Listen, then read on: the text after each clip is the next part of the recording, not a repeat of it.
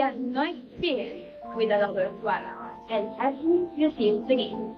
But she was so happy that she resolved to make Daphnis happy. By now, even Daphnis was bound to recognize the work together. So, fell into a rivalry with Daphnis, and over who was more beautiful. Chloé was the daughter. I was successful with to give slow. I'm getting a Daphnis. And go to a little experience. I must say, if I still go to bigger than stuff, and I don't think of them unless fun enough, it's mostly good.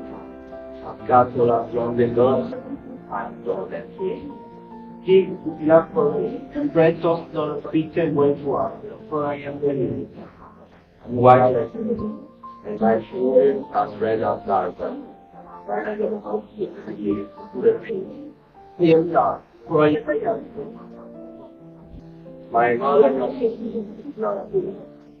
But your name is more father, and the answer is more for her. Is one here, like a dog, and being done as a war. His red hair like a wall.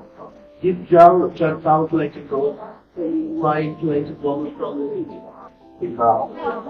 He goes down. If you must be someone who will give my reading for the kind of history, he's going to go. Remember, later, that it belongs to me to what you're doing. And then, after dying, God first will say, we shall see them from our door.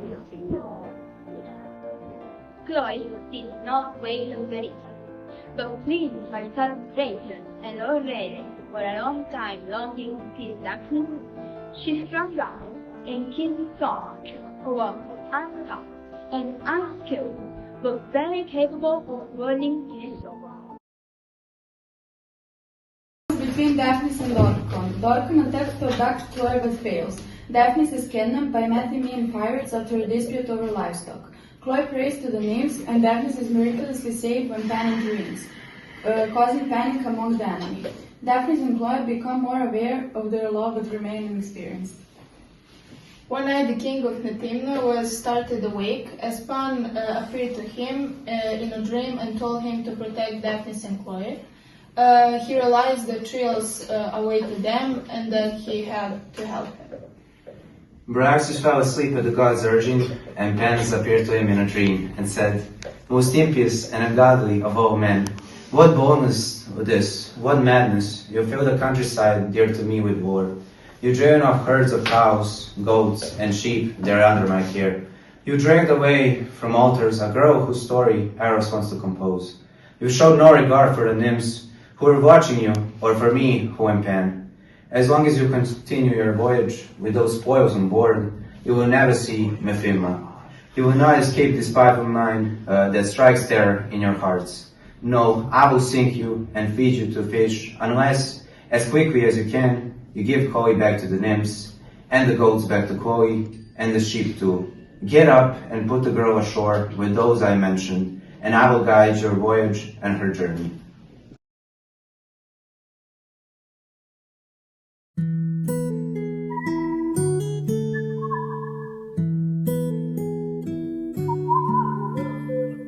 This pipe in olden days was not a musical instrument, but a beautiful girl with a musical voice. She tended goats and played with the nymphs, and only sang songs at a time. While she was busy with these activities, tending, playing, and singing, Pan approached her and tried to persuade her to do with him what he wanted. Pan set off at her, to have her by force. Sinrich, for that was her name, fled Pan and his violent intentions. Shuddered laughed at his love for her, and said she would have him someone as a lover who was neither a man nor a goat, but something in between. Taking off her flight, she hid among the reeds and disappeared into the marsh. Pan was enraged and she could put in the reeds, but he couldn't find her. He thought over what happened and invented the instrument called the strings or the pipe pan after her swoop. Tying a bomb rest together with Watson and Leo open tent. The reeds were different lengths, just a pump and Cyril went to different lengths in honoring Eros. The beautiful maiden of those days is now the panpipes.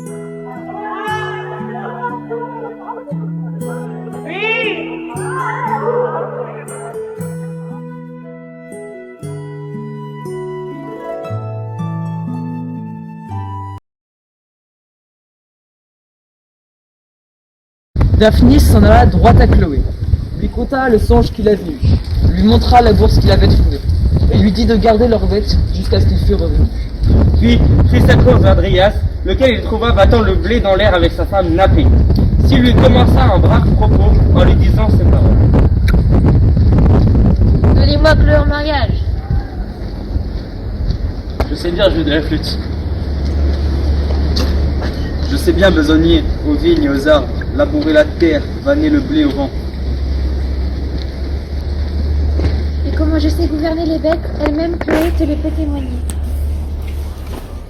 Une chèvre m'a nourri, comme Chloé, une brebis. Et bien que pour tant de choses, je dusse être préféré aux autres qui l'avaient. Encore, je donnerai-je plus. Ils te donneront, quelques chèvres, quelques moutons, quelques couples de bœufs, du blé et de quoi nourrir 3 poules. Mais moi, voici 300 écus. Seulement, je te prie, que personne n'en sache rien. Non, pas même mon père, l'amant. En disant ces mots, il lui délivra l'argent et le baisa camp à camp. Brias et Nappé, voyant si grosse somme de deniers qu'ils n'en avaient jamais tant vu ensemble, lui promirent aussitôt qu'il aurait Chloé pour sa femme et dire qu'il ferait bien trouver pour ce mariage à l'amant.